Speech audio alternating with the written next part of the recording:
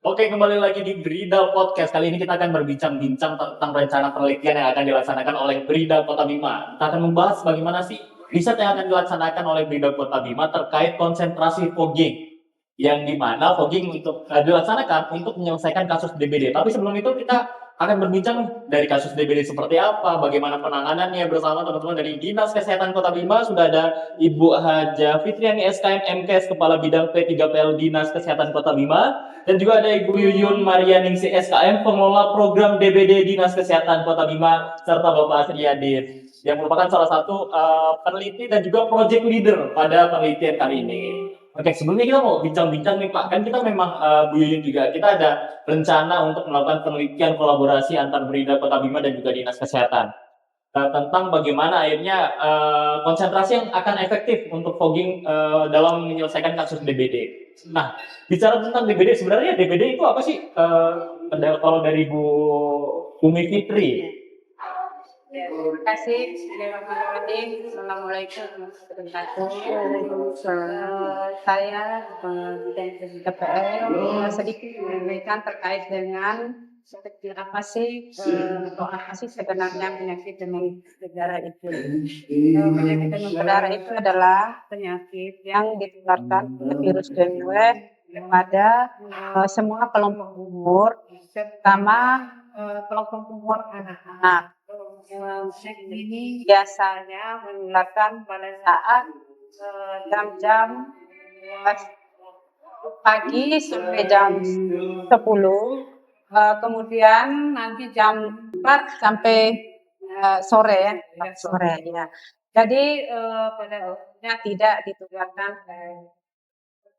Kemudian penyakit ini sangat dekat dengan manusia. Jadi ketika berada di luar dan ini tidak menularkan. Untuk pencegahannya, kami sering menyampaikan kepada seluruh masyarakat, pencegahan penyakit demam berdarah ini sangat mudah sekali dengan 3M+, mungkin yang sudah sering hampir ulang tahun istilah 3M+ ini, mulai dari menutup, menguras, dan mengulur barang-barang bekas yang menjadi tempat perkembangbiakan nyamuk demam berdarah. Itu mungkin yang sekedar yang bisa kami sampaikan. Kemudian yang berkaitan dengan fogging memang langkah terakhir yang dilakukan oleh Dinas Kesehatan, karena fogging ini hanya membunuh nyamuk besar. Jadi biasa Bapak Ibu heran kenapa harus ada kasus dulu baru fogging. Tapi memang seperti itulah misalnya penanganan demam berdarah. Setelah ada kasus berarti kan ada dengue. Jadi tapi Dinas Kesehatan juga tidak langsung melakukan fogging. Teman-teman akan melakukan penelitian epidemiologi, akan melihat betul apakah di tempat adanya kasus demam berdarah ini ada jentik atau tidak. Kalau memang ada jentiknya dikuras dulu atau dibersihkan dulu, baru dilakukan fogging. Kalau misalkan tidak ada jentik di sekitar itu, berarti kasusnya dipastikan bukan dari situ. Bisa saja orang ini terinfeksi di tempat lain. Demikian, walaupun terjadi kasus yang mungkin memerlukan pertolongan rumah sakit atau ke dulu baru ke rumah sakit, artinya kami tetap melakukan rujukan secara terencana. Mungkin demikian dulu, akan dilanjutkan dengan diskusi yang lebih panjang mungkin terkait kasus darah ini. Mungkin ada pertanyaan dari Pak Din mungkin yang mau bertanya. Siap. Terima kasih penjelasannya Bu Fitri, Bu Yuyun ya sudah bersedia hadir juga ini. Kayaknya podcast perdana kita ya Mas Wadul ya, kolaborasi kita Brida Kota Bima dengan Dinas Kesehatan Kota Bima.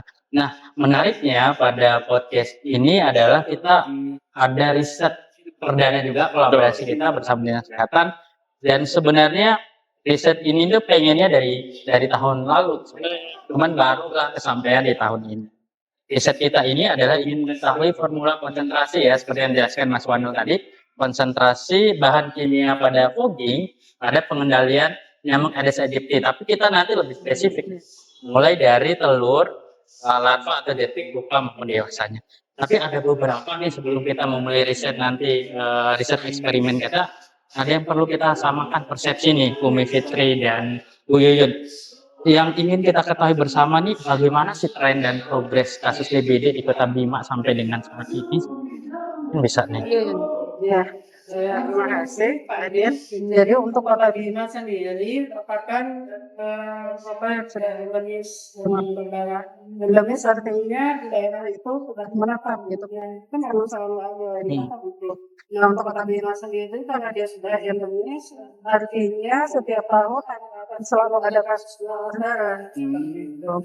Nah, memang problem kebanyakan di kota-kota besar adalah dia tantangannya adalah dengan kasus demam berdarah. Berbeda mungkin dengan daerah-daerah mungkin yang masih kabupaten atau daerah-daerah yang lain. Kalau di kota memang kasusnya yang banyak itu adalah kasus demam berdarah. Salah satu faktornya mungkin karena PKBS atau kepadatan penduduk seperti itu. Nah untuk progres dan tren kasus DBD di Kota Bima sendiri, setiap tahunnya itu fluktuatif ya. Tapi secara umum dia selalu di atas rata-rata. Kalau 5 tahun terakhir itu sejak tahun 2020 itu kita coba waktu itu dengan 6 atau 7%, kemudian 2021 itu mulai melandai, 2022 juga melandai, tapi trennya adalah kalau kita perhatikan biasanya kasus demam berdarah itu kan mindset kita itu adalah muncul pada saat musim hujan ya. Tapi ternyata trennya adalah sekarang di sepanjang tahun. Jadi dia pola musim penularannya itu tidak hanya di musim hujan. Ternyata dia di sepanjang tahun itu trennya adalah selalu ada kasus. Meskipun itu sedikit, tapi ada kasus. Nah ternyata yang mempengaruhi itu salah satunya adalah pola hujan, curah hujan.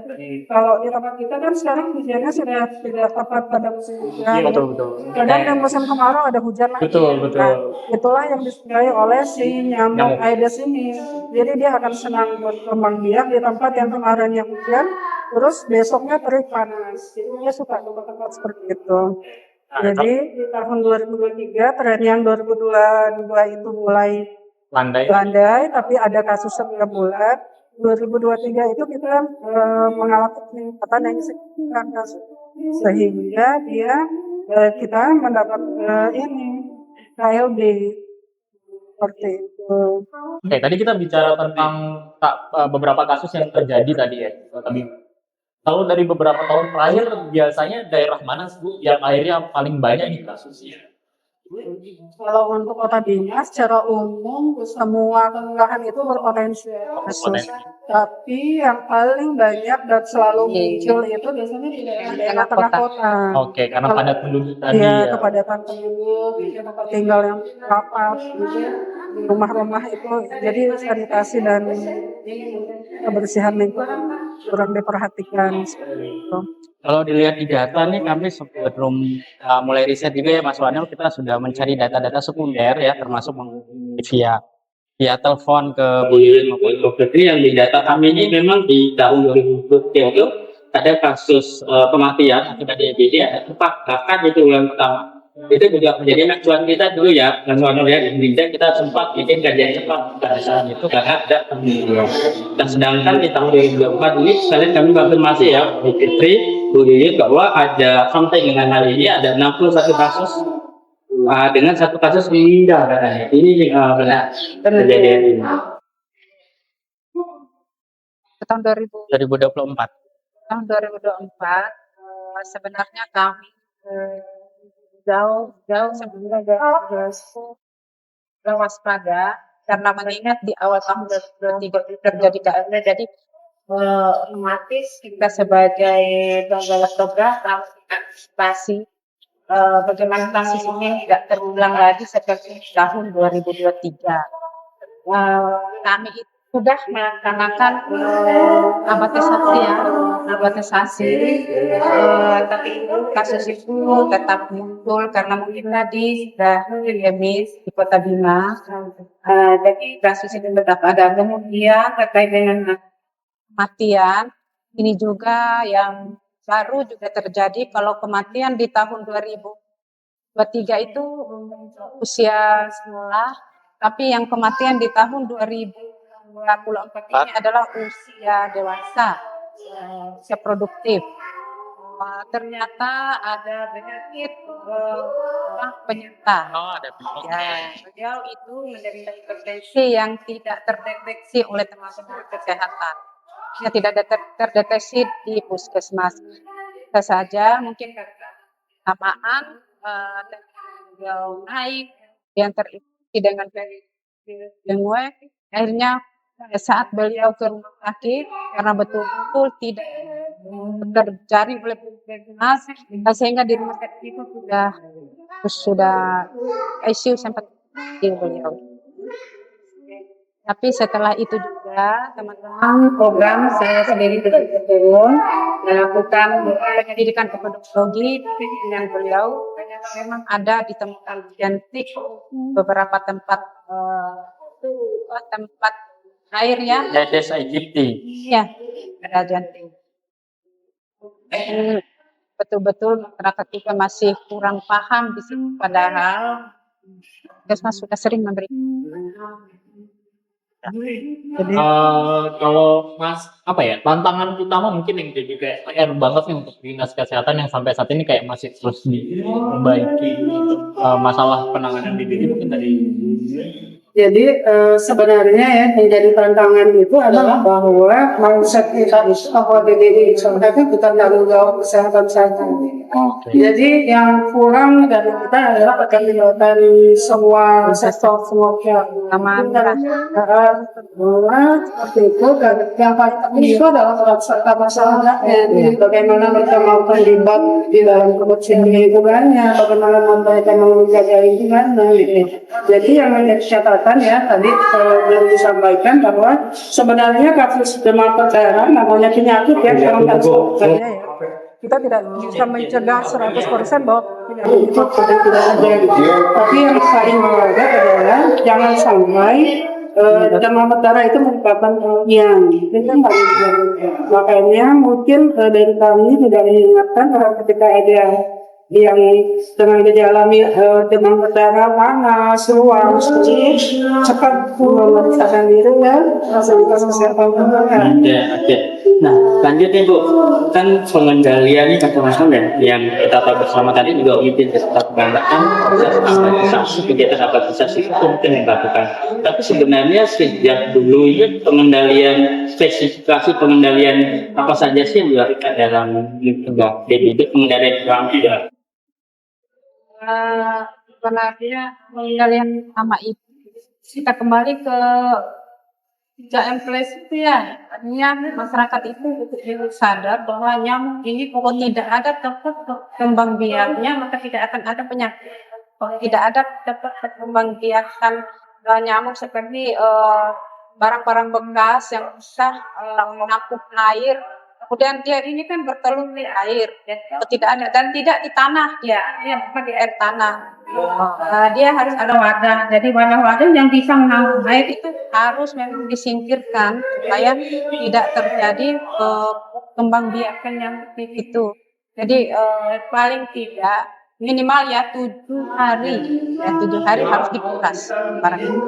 Kemudian kalau seperti pas-pas bunga bisa, kemudian pada prinsipnya yang bisa ada yang air. Dan itu yang paling utama. Kita kembali lagi kalau tidak ada jentik maka akan ada nyamuk yang mutasi. Mungkin untuk pencegahannya kemudian sama seperti yang Yuyun, sekarang masyarakat itu sudah adil, sudah pintar. Ketika demam dan obat di kios-kios itu menurunkan demam. 2 hari, 3 hari, 4 hari, 5 hari. Padahal penyakit demam berdarah ini 3 hari panas harus dicek. Kita dicek kalau dia demam berdarah, dirawat demam berdarah. Tidak sekedar turun panas, tahu-tahu di hari kelima datang ke sarana pelayanan kesehatan, kita sudah shock dan tidak tertolong lagi. Ya berarti di hari kelima berarti ya yang jadi Untuk pemeriksaan demam berdarah sekarang di hari pertama demam panas pun sudah bisa sebenarnya. Kami sudah punya rapid testnya, itu ada NSW-nya untuk hari pertama demam sudah bisa diteruskan NSW. Antigennya, antibodinya belum. Nanti hari ketiga seterusnya baru bisa IgG. Jadi lengkap insya Allah bisa cepat terdeteksi. Iya. Yang penting cepat. Berarti kalau udah 5 hari itu udah termasuk terlambat ya? Fase kritis sebenarnya. Nah, lanjutnya kita kan juga sangkut pautkan dengan ide riset kita nanti tentang bahannya fogging. Nah, sementara realnya di masyarakat yang paling dikenal pengendalian DBD kan fogging. Jadi masyarakat fogging. Bagaimana sih selama ini pengalaman Fitri Bu Yuyun sama Dinas Kesehatan itu masyarakat tentang fogging itu seperti apa sih sebenarnya? Sehingga mereka itu mikirnya ya udah fogging. Ya masih terus terang Pak Adin, sampai detik ini pun masyarakat Kota Bima itu masih menganggap bahwa ketika ada kasus demam berdarah, fogging lah obatnya. Itu tempat masyarakat Kota Bima. Ini terus dengan masyarakat pegawai pun mendapat seperti itu. Padahal masih ada Baygon sama Pape tuh. Ya, masih menganggap seperti ini. Jadi kami pun di samping memberikan pemahaman kepada masyarakat seperti apa yang kami sampaikan tadi bahwa fogging itu bukan satu-satunya pencegahan, tapi untuk menemani masyarakat sampai sekarang sih masih melakukan fogging itu juga mungkin kami sangat tenang sekali dengan juga yang rencananya melakukan penelitian ya terkait dengan apa sih manfaatnya fogging ini di dalam membunuh ataupun memusnahkan nyamuk demam berdarah yang menyebabkan penyakit nyamuk Aedes aegypti ya yang menyebabkan penyakit berdarah ini Pak Adin. Yang biasa kalau yang ini nanti kami sangat bisa bermanfaat betul buat kami karena fogging ini sebenarnya biayanya mahal dibanding dengan menguras, menumpuk dan mengubur tadi ya. Dan kami tetap memberikan edukasi kepada masyarakat bahwa fogging ini dan jalan satu-satunya untuk mencegah demam berdarah. Mungkin sedikit tambahannya kalau pengalaman kami di lapangan ya. Jadi masyarakat itu ketika mengalami panas, yang demam, ngirit DBD, mereka akan mendiagnosa diri mereka sendiri, oh ini demam berdarah, dan kemudian serta-merta meminta kepada dinas kesehatan, misalnya minta nih fogging di wilayah kami, gitu. Jadi kadang-kala ketika kami turun menjelaskan bahwa fogging itu adalah penanggulangan, bukan pencegahan. Jadi mereka suka protes, akan nunggu kami mati dulu gitu, dalam fogging itu sering begitu, akan nunggu orang sakit dulu baru fogging. Dan memang seperti itu di SOG-nya bahwa fogging itu penanggulangan ketika ada kasus, dan itu baik itu kasus suspek terduga maupun kasus yang sudah itu seperti itu. Jadi pertimbangan untuk fogging itu sebenarnya mahal gitu ya. Karena ada resiko untuk manusianya, resiko untuk lingkungannya, selain karena head cost biayanya tadi. Jadi mungkin itu sedikit. Ya betul, karena kalau misalnya kita ngadain fogging tiap hari itu nggak nyaman juga asap terus gitu. Ya, karena resiko buat manusia kan, karena ada manusia itu bisa terpapar kalau dalam sebuah ini ya, bisa menyebabkan kesehatan betul. Tapi memang cara yang paling efektif balik lagi yang tadi 3M. Iya. Negara. Paling mudah, murah, gratis. Kalau kita membasminya, bukan dia udah terbang tuh, udah agak susah. Padahal yang paling mudah ada jengkit yang dia nggak kemana-mana, kan tinggal kita bersihkan saja kalau dari hidupnya itu. Nah gini nih, ini Pak Bu Yuyun tadi kan kita udah denger ya Mas Manuel kalau dikatakan berhasil bagaimana cara program ini menghindari terjadi bicara tentang kematian dalam kasus TBD. Kalau menurut pandangan Putri maupun Bu Yuyun, sarana-prasarana untuk pengendalian penyakit ini di fasilitas kesehatan kita sudah memadai kan? Penanganan TBD khususnya. sudah terima kasih Pak Adin terkait sarana prasarana dengan adanya beberapa rumah sakit di Kota Bima ini, alhamdulillah untuk yang kami tahu tidak pernah ada pasien demam berdarah yang ditelantarkan yang dirujuk ke rumah sakit. Hanya persoalannya kami analisa atau laporan dari rumah sakit itu keterlambatan yang kami konfirmasi kembali dari lagi ke puskesmas sebagai penutup keterlambatan dari masyarakat sendiri tadi seperti apa yang saya sampaikan. Kadang minum obat dulu panas, tidak panas, main-main, kemudian panas lagi, hanya sampai sementara demam berdarah ini kan ada fase.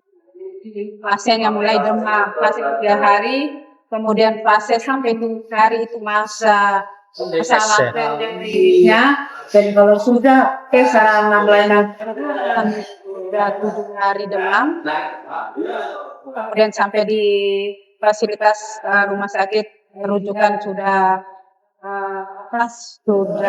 shock, jadi mungkinan tertolongnya ini karena sedikit juga mungkin Pak Adin sekarang ini mungkin kemarin itu banyak ya dari tenaga kesehatan yang sekarang kan tidak ada peraturan lagi yang melarang sebenarnya itu di rumah itu kan masih ada di rumah. Tapi di rumah kan tidak terkontrol berapa detesan yang harus demam berdarah ini kalau menurut informasi dari dokter anak itu memang harus diatur detesannya supaya tidak berkembang.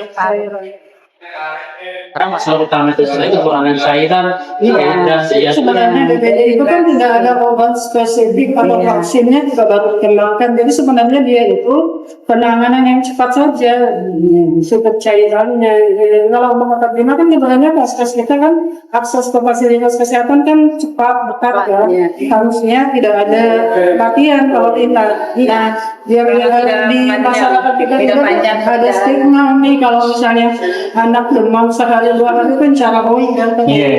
Jadi biasanya nanti dulu periksanya kencing oli dulu semacam itulah gitu. Jadi itu yang bikin terlambat penanganan. Siap. Sebenarnya udah cukup jelas jadi ya. Artinya tambahan sedikit kekurangan cairan tadi itu tidak juga sembarang orang langsung muncul cairan tidak karena kebutuhan tubuh itu diatur makanya dokter spesialis sangat paham dengan Siap. Jadi kalau pada dasarnya nih sebagai tim riset Indah ya yang kita akan kolaborasi, menurut Unifit dan ini riset kita nanti kan spesifikasinya ini kita tidak hanya ingin mencari formula konsentrasi bahan untuk COVID ini yang bisa untuk memusnahkan yang dewasa, tapi kita perluas sampai kita mencari konsentrasi mana yang bisa menggunakan mulai dari telur, detiknya, upahnya sampai diwasakan ada 4 life cycle dari sini. Penting, seberapa penting ya sih dan Bu Yuyun riset kita kolaborasi? Wah, kalau menurut saya sih sangat penting sekali. Saya kali lagi dari awal saya sudah bilang saya menyampaikan terima kasih. 2 hari sebelum Pak Adin merencanakan ini kan Pak Adin sudah komunikasi dengan kami.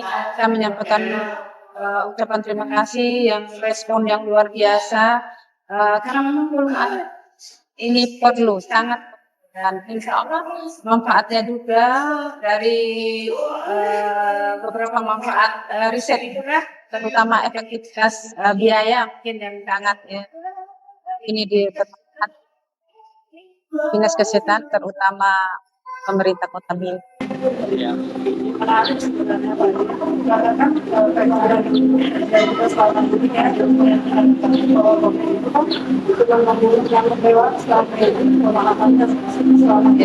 Jadi dengan bisa semoga bisa mencarikan olehnya jalan lain bisa sampai ke titiknya.